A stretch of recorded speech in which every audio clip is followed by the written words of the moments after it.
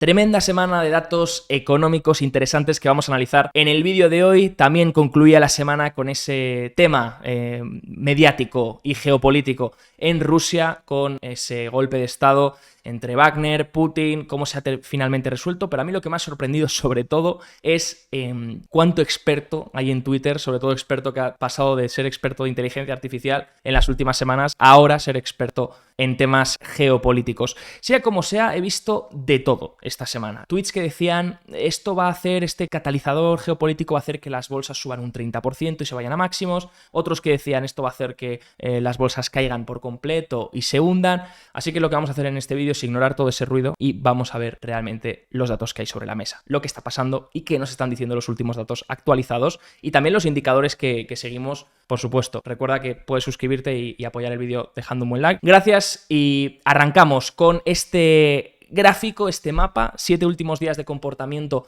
del mercado, qué es lo que lo ha hecho bien, qué es lo que lo ha hecho mal. Bueno, empezamos a ver esta semana un poco de toma de beneficios, recogida de beneficios en algunas de las grandes, sobre todo Microsoft, Oracle, Nvidia, AMD, Qualcomm, AVGO, Now, Cisco, ACN, Apple mantiene muy resiliente, es increíble lo de esta compañía. Y donde vemos un poco de verde, sobre todo es en las defensivas, un poco más en consumo básico, un poco más en salud, que estaban también muy atrás en las últimas semanas, porque pensadlo, este 2023 el comportamiento que ha ocurrido es arrancábamos el año, o por lo menos el consenso general del mercado arrancaba el año esperando una recesión en 2023, esperando una caída fuerte el primer trimestre. ¿Qué ha pasado? Que la economía se ha mantenido mucho más resiliente de lo que se esperaba. Y vamos a explicar el porqué de esto luego a continuación en el vídeo. ¿Esto qué ha hecho? Pues que la gente estaba muy posicionada en defensivas porque me parecía que venía la recesión en 2023, no ha ido llegando esa recesión y poco a poco el inversor ha ido ponderando su cartera, ha ido rebalanceando su cartera y volviéndose a volcar un poco más en cíclicas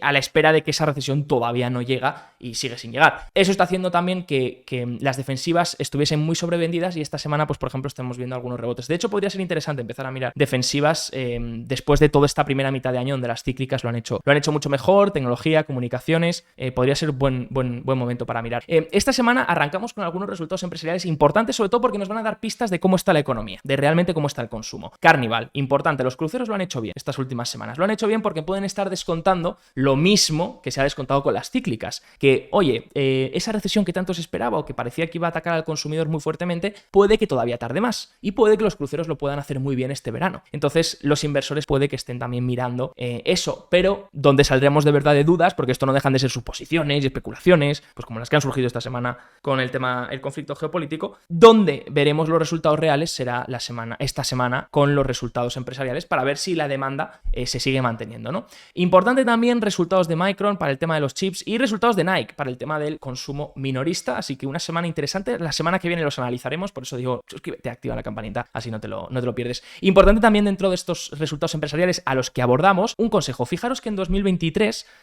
arrancábamos la temporada de resultados muy bajista, sobre todo muy bajista en qué sectores, vamos a pensarlo. Pues arrancaba muy bajista en sectores como por ejemplo tecnología y consumo cíclico y comunicaciones. ¿Por qué? Porque eran los sectores que peor lo estaban haciendo en el año, que también llevaban muy arrastrada la caída y que podían seguir sufriendo más con la economía, con un deterioro de la economía. Bien, esos fueron, como los analistas eran muy pesimistas sobre los resultados empresariales de esas compañías, fueron las que luego más sorprendieron al alza en la revalorización de sus acciones. ¿Por qué? Porque los resultados, como salieron un poquito mejor o en línea con lo esperado, no había sorpresas a descontar, ya estaban descontadas todas las sorpresas y por eso vimos un buen comportamiento en los earnings de tecnológicas, de servicios de comunicación y de, pues, por ejemplo, financieras también, aunque menos, sobre todo consumo cíclico, tecnológicas y servicios de comunicación. Esas fueron las que más sorprendieron en los earnings anteriores porque se esperaba tan malos resultados que, bueno, lo hacen un poquito mejor y ya sorprendes al alza, ¿no?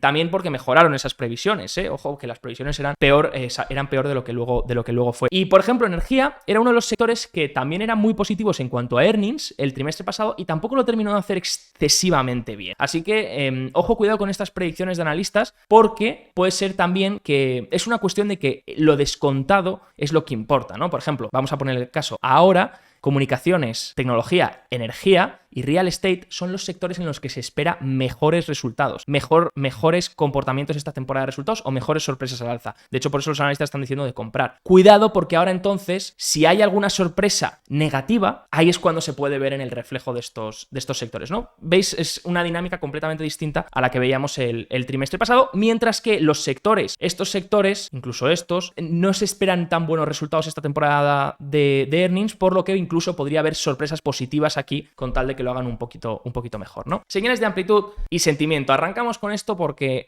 dijimos hace 3 semanas, creo que fue, las megacaps son las que están liderando este mercado, las grandes son las que están empujando realmente los índices y eso era una realidad innegable. Las 5 o 6 grandes compañías estaban empujando prácticamente al índice mientras el resto se estaban quedando atrás. Bien, a partir de aquí podían ocurrir 2 cosas. Opción A u opción B. Opción A, todo fallaba. Las megacaps dejaban de subir en algún momento y el resto no acompañaba, perfecto, el rally falla y vuelven a caer las bolsas. O opción B, empieza a generarse sentimiento positivo en el mercado, empieza a generarse más optimismo y entonces se empiezan a comprar también otro tipo de acciones y empieza a acompañar todo el mercado. Empiezan a hacerlo mejor, pues, índices como el IWM, el Russell 2000, por ejemplo, o índices como el RSP, que sería el SP500 Equal Weight, que le da el mismo peso a todas las acciones del S&P 500. ¿Qué pasaba? Que también teníamos que ver una mejora en el porcentaje. Esto empezó a pasar, empezó a darse la opción B. Vimos un muy buen comportamiento del Russell 2000, hemos visto un buen comportamiento del Equal Weight y empezamos a ver cómo el porcentaje de empresas que empieza a romper sus medias de 200, empieza a ponerse por encima de sus medias de 200 en los diferentes índices, en el Nasdaq, en el NYSE y en el S&P 500, empezaba a subir, empezaba a dispararse. ¿Qué pasa? Que en la última semana hemos visto un giro otra vez, hemos visto una especie de pullback en este movimiento que estaba confirmando un poco esa amplitud, estaba confirmando un poco que todo el índice en general, todas las acciones querían empujar este movimiento alcista que veíamos en todo mayo y junio. Bueno, pues en la última semana parece que retrocediendo. Es curioso porque 55,6% de acciones únicamente están por encima de la media de 200 en un momento en el que el S&P 500 está casi en los 4.400 puntos. Es curioso que únicamente un 55,6% esté por encima de la media de 200. De nuevo, esto tendría que seguir mejorando para seguir teniendo confirmaciones alcistas. Si empezamos a girarnos e incluso pierde la zona de 50, aquí ya empieza a ser preocupante, ¿vale? Y lo iremos vigilando, por supuesto. Otra señal que empieza a ser preocupante, por supuesto, es la de High Yield. High Yield es un ETF que siempre hemos vigilado. ¿Por qué? Porque mide los bonos basura. Entonces es una señal de risk-on. Y sí que hemos tenido esta semana una señal de apetito por el riesgo, de risk-on, que puede ser el Bitcoin, por ejemplo, este fin de semana, sorprendente movimiento al alza. Esa señal de risk-on sí que la está dando el Bitcoin, pero por ejemplo, otros activos como el High Yield, HIG en el ETF, llevan 1, 2, 3, 4, 5 sesiones consecutivas cayendo y no terminan de romper esta resistencia, pese a que el mercado está favorable. Curioso, por supuesto, High Yield, si empezase a romper zonas al alza, daría confirmaciones alcistas. Si miramos el Russell 2000 para mirar esa amplitud en el IWM, bueno, pues cogíamos hace 2 semanas esta rotura, pero aquí volvían a tocar resistencia. Y esta resistencia, pues parece ser que no se ha roto y vuelta al pullback de la rotura. Ahora importante, porque mientras esto se hubiese roto y siguiese al alza, oye, sería muy positivo para los mercados. Eso significa que el rally posiblemente vaya a continuar. Pero ahora que esto se ha girado y podría incluso perder esta zona, si perdiese esta zona, aquí ya empezaría a ser preocupante, ¿vale? Por supuesto, iremos actualizando cuando la pierda. Por ahora está un nivel de soporte donde podría quedarse aquí una temporada, pero esta zona es potencialmente problemática. ¿Qué está pasando mientras tanto? Pues complacencia, ¿no? En los mercados estamos viendo como, por ejemplo, el índice put call, que lo que mide es el ratio put call, disculpar, y este es el de la media de 10 días, la media simple de 10 días. Estamos viendo como, por ejemplo, la demanda de puts está reduciéndose fuertemente y la demanda de calls está aumentando. Por eso vemos que el ratio baja, ¿vale? Si el ratio baja es que el segundo lo hace mejor que el primero. Hay más demanda del segundo que el primero, y si el ratio sube es que hay más demanda del primero que del segundo. Como estáis viendo, fijaros dónde estaban los niveles de put call y fijaros lo que han bajado. ¿Qué está haciendo los grandes o los minoristas o en general los inversores? Pues quitarse cobertura a medida que se dan cuenta que el índice ha seguido subiendo. Por supuesto, todavía no estamos en zonas muy complacientes o de extremo optimismo. Todavía podríamos estar en niveles de put call todavía mucho más bajos, pero si llegásemos a estas zonas, son zonas también a nivel contrarian para tener cuidado. Decir, oye, nadie está viendo el peligro, ningún tipo de peligro. Puede ser o muy alcista o puede ser preocupante si acaba llegando un peligro, ¿no? Entonces, bueno, no nos dice nada, simplemente nos dice que poco a poco el inversor está siendo más optimista. Y esto viene acompañado también de un inflow, una entrada de dinero bastante importante de los minoristas. Ojo, porque ya los minoristas se están lanzando al mercado. Fijaros, récord esta semana de inflow minorista. Los minoristas están volviendo al mercado con fuerza, están metiendo pasta, están metiendo dinero, y eso pues es un signo de que poco a poco el optimismo está llegando. Ya lo veíamos con la encuesta de inversores individuales, la AAII, y ahora miraremos el SP500 para ver qué esperar, pero veíamos con esto, con la encuesta de inversores individuales, como por ejemplo un 44,5 ya se volvía positivo en la primera semana de junio. Luego subía hasta 45,2 y ahora está en 42,9. Baja un poquito con respecto a la semana pasada, también porque el índice ha corregido un poco, pero aún así estamos ya en niveles de optimismo importantes. Ojo que no extremos, ¿eh? La gente ya está diciendo, no, el optimismo es extremo, por lo que el índice va a caer mañana. No, el optimismo no es extremo. Es curioso lo rápido que ha pasado de bajista el optimismo a alcista. Nunca dejará de sorprenderme ese giro tan dramático. De hecho, estoy viendo hasta analistas. Por ejemplo, una analista de Bank of America que ha pasado de decir todo el año que estaba bajista a decir ahora que está más alcista, que es la mejor década para invertir. ¿Cómo se puede cambiar de opinión tan rápidamente y sobre todo una opinión tan polarizada? Why more bullish than you've been in a decade? Well, I mean, I think the market is more rational than it's been in a decade, which is great news because we're, finally done with this sort of experiment of zero interest rates. We know what the Fed's going to do. We're off of a zero bound. We have 5 percentage points of latitude to ease our way out of the next recession. Y 42,9% es el porcentaje de alcistas que hay ahora. No es extremo todavía, pero sorprendentemente lo importante es cómo ha cambiado de velocidad esto tan rápido en una semana, cómo se ha vuelto todo tan optimista de repente, ¿no? ¿Podría irse todavía más optimista? Por supuesto, y ahí es donde obviamente deberemos preocuparnos porque significará que ya las manos débiles están poco a poco entrando en el mercado. SP500, ¿qué tenemos que mirar? Bueno, pues el último análisis que hicimos, veíamos este canal es el que llevamos marcando desde hace meses, este canal que de hecho toca la parte alta. En el anterior análisis pensábamos que iba a rechazar aquí en la resistencia, porque ya estábamos empezando a estar en zonas sobrecompradas, había resistencia, parecía difícil, ¿no? Buscar romper la resistencia, parecía que iba a haber un pullback para luego romper, pero no fue así. Fallo mío, hubo rotura directamente, me sorprendió bastante esta rotura, hubo rotura y ahora está habiendo un poco de toma de beneficios tras la rotura. ¿Qué es importante aquí ahora? Bueno, pues el nivel, por supuesto, de los 4.300, nivel de los 4.300 porque es la anterior resistencia, la que se ha roto y todavía no se ha validado, ¿vale? Estaría bien apoyar para validarla, hasta que no se apoye y se valide como soporte no sabemos nada. Coincide también además con el FIBO 61,8%, que se ha retrocedido el 61,8% de toda la caída. 4.300 puntos es la zona importante. Ojo, no descarto para nada que pudiese haber incluso un pullback hasta esta zona, ¿vale? Y seguiría siendo máximos más altos y mínimos más altos, ¿vale? Dentro de esta tendencia. No descarto para nada que en unos meses podamos ver esta zona también. Entonces, dentro de este canal todavía incluso podría moverse en estos rangos, ¿vale? ¿Va a hacerlo? No tiene por qué, pero primer nivel de soporte es los 4.300. En caso de perder los 4.300 nos iríamos al FIBO 50, que es esta zona, donde además tienes las medias, media de 50 y posiblemente poco a poco vaya llegando a la media de 200. Aquí toparías la media de 50, tendrías soporte en los 4.153 y en caso de perder ese también nos iríamos a este de aquí, que coincidiría con esta sí, la media de 200 y el canal, y serían una especie de 4.100, 4.050. No descarto para nada todos esos escenarios. Por supuesto, a partir de aquí puedes seguir subiendo, sí, pero ya entonces te vas a la resistencia 4.532, donde ahí en principio debería costarle muchísimo romper, sin hacer una pausa temporal, por así decirlo, y sin ningún catalizador. Ojo, mañana me dices, oye, acabó la guerra, oye, pues a lo mejor ese es el catalizador que puede hacer eso, pero sin un catalizador lo veo complicado por encima de los 4.500. Ojo también en el momentum a corto plazo, que apoya y irá por los 4.300, incluso un pelín más abajo, con el RSI girando. Vamos a ver qué hace el RSI dentro de esa tendencia girando, y el MACD que parece que cruza pero todavía no ha confirmado, ¿vale? Recordad que el MACD confirma más tarde que el RSI, veremos si se acaba confirmando. El vídeo de hoy está patrocinado por Bison Trade, el broker online de Miralta Bank, entidad española regulada y supervisada por el Banco de España y la CNMV. Su objetivo es dar un servicio de alta calidad poniendo foco en las siguientes áreas: seguridad, banco y broker regulados,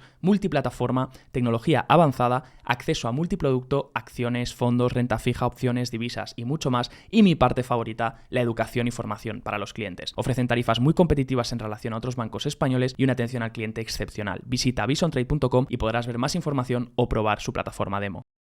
La economía, tan fuerte como dicen. Bueno, por ejemplo, el GDP Now, que es el que mide cuál va a ser, actualizado al 25 de junio, que es el que mide cuál va a ser el PIB estadounidense para el siguiente trimestre, está cerca del 2%. Un crecimiento del 2% no estaría mal, es un crecimiento cercano a la tendencia, obviamente un pelín por debajo, un 1, algo es, más o menos, pero el GDP Now de Atlanta todavía no espera crecimientos por debajo de cero, no espera decrecimientos, no espera caídas del PIB. Sin embargo, estamos viendo algunos indicadores, como pueden ser indicadores, esto sería un indicador coincidente o incluso atrasado, porque el PIB ya sabemos que mide la economía pasada, la que ya ha terminado.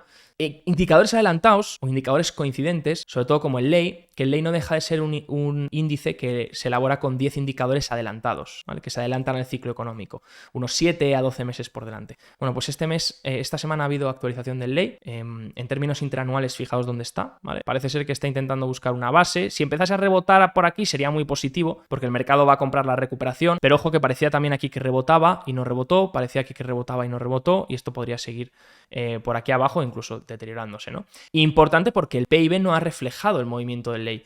Aquí tampoco lo termina de reflejar tanto, pero sí que es verdad que se contrae, ¿vale? Sí que es verdad que el PIB acaba contrayéndose o cayendo por debajo de cero.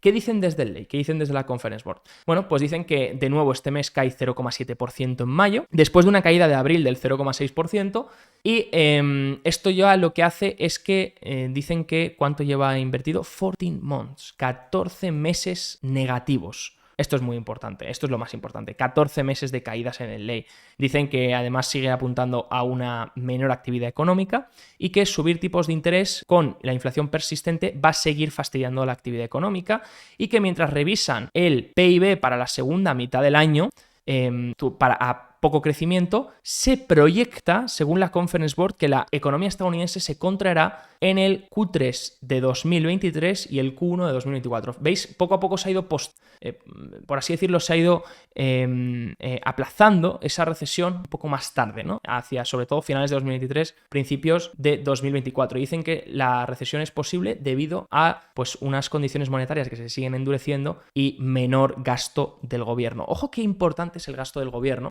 Fijaros para que veáis en el PIB que estima el GDP Now de Atlanta, que esto lo podéis buscar vosotros, es gratuito. El GDP Now de Atlanta te estima cada semana cuál va a ser el PIB esperado para el segundo trimestre y nos los da desglosado por categorías. Fijaros qué importante es el gasto gubernamental, que siempre suma al PIB, por supuesto, porque los gobiernos siempre gastan.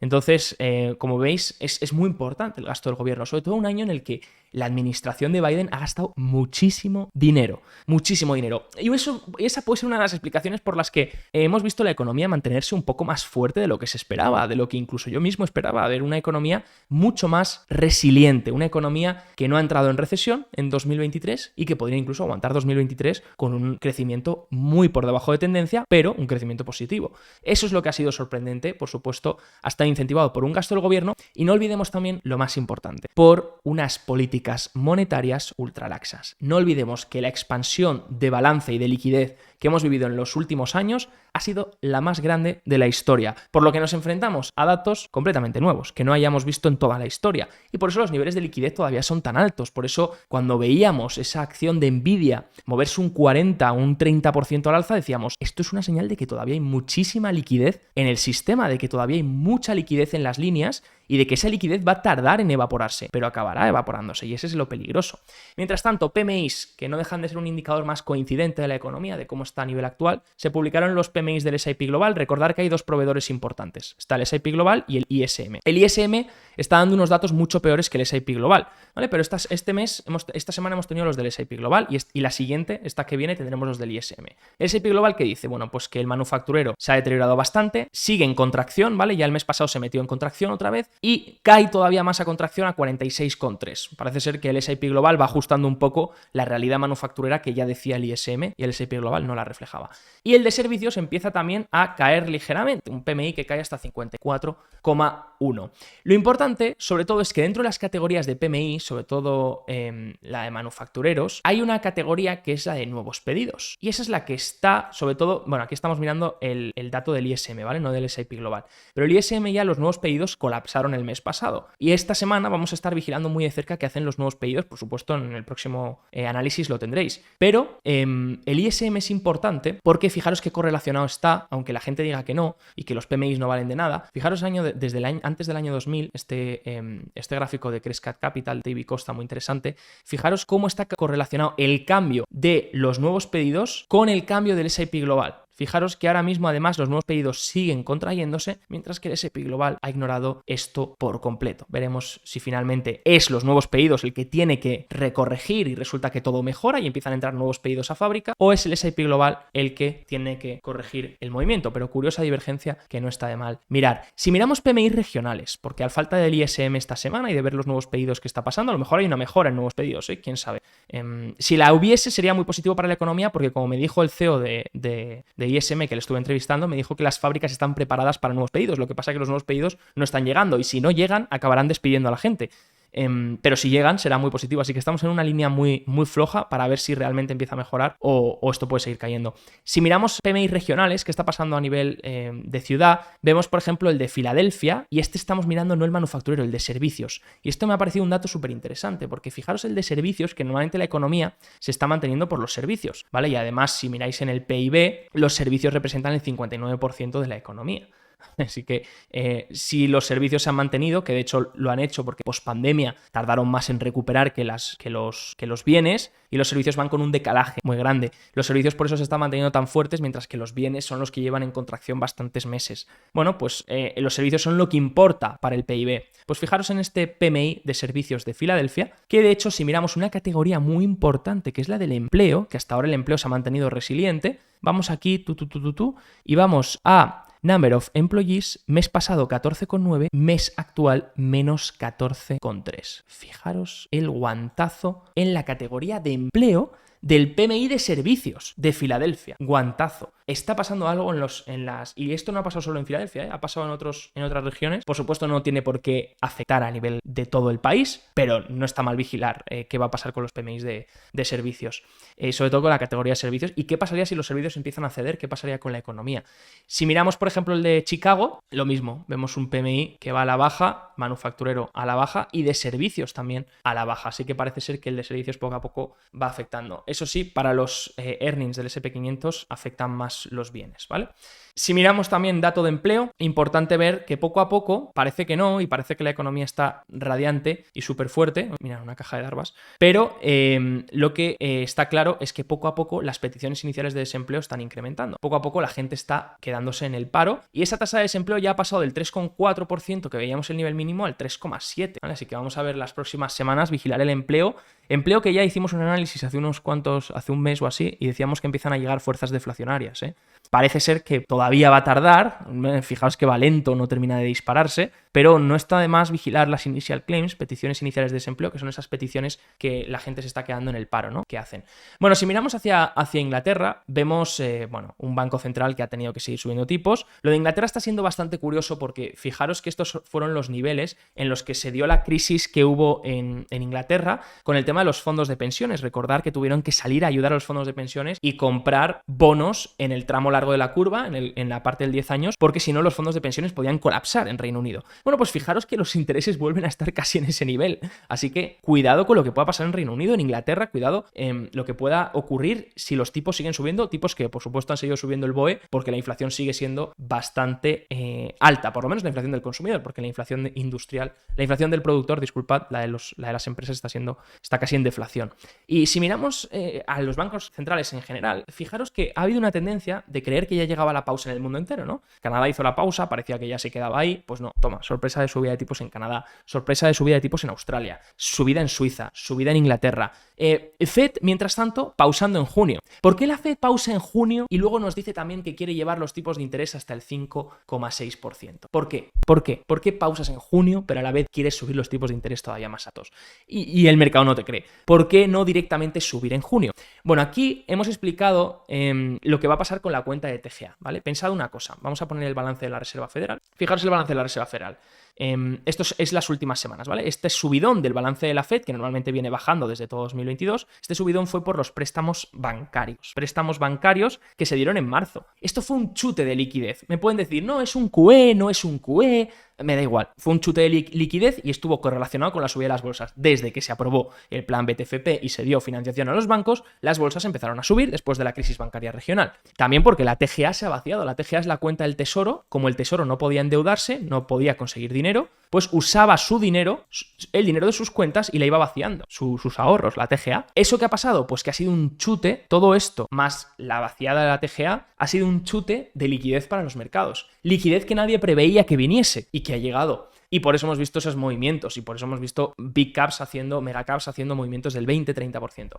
¿Qué ocurre? A partir de aquí, lo que hemos visto es otra vez un balance que se está deteriorando. No al ritmo que les gustaría, porque sigue habiendo bastantes préstamos que se siguen solicitando mensualmente, pero poco a poco se va bajando. Entonces, un balance que va a la baja, entonces menos liquidez. Una TGA que tiene que empezar a llenarse. Ahora ya se ha aprobado el techo de deuda, se tiene que llenar. Entonces, ¿eso qué es? Menos liquidez también.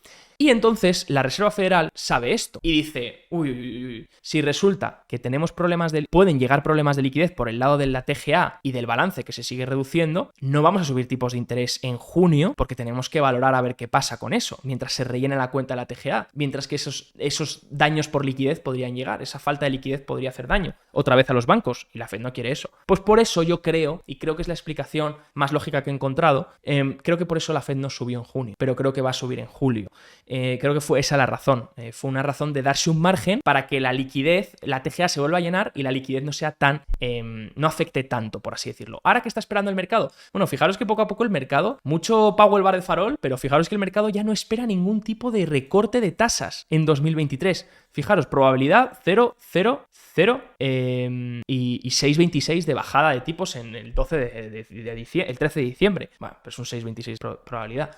Fijaros que el mercado ya no espera bajadas de tipos en 2023. El mercado lleva todo el año diciendo, van a bajar los tipos, van a bajar los tipos, van a bajar los tipos. Powell lleva todo el año diciendo que no y al final no han tenido razón. Y ojo, cuidado, porque esto puede ser, algunas partes de la economía están tomando decisiones en base a creer que la Fed va a recortar tipos. Entre ellos los constructores de viviendas. Me miré el último informe de la NAHB porque dije, ¿por qué los constructores de viviendas están subiendo tanto su optimismo? ¿Qué están viendo? ¿Qué les pasa? Me leí el informe y decían, porque estamos esperando que la Fed recorte tasas de interés, creemos que lo va a hacer ya en los próximos meses y eso va a hacer que la demanda por las hipotecas vuelva y que la gente compre más casas. Bueno, aquí hay un jaleo montado porque si resulta que la Fed baja tipos de interés, no va a ser porque la demanda sea radiante y haya unos niveles de liquidez inmensos y porque la gente vaya a coger y comprarse hipotecas. Si la Fed baja tipos de interés es porque las cosas están realmente mal, o porque hay una nueva crisis bancaria, o porque realmente el crédito se restringe. Entonces, esto del informe de los constructores de viviendas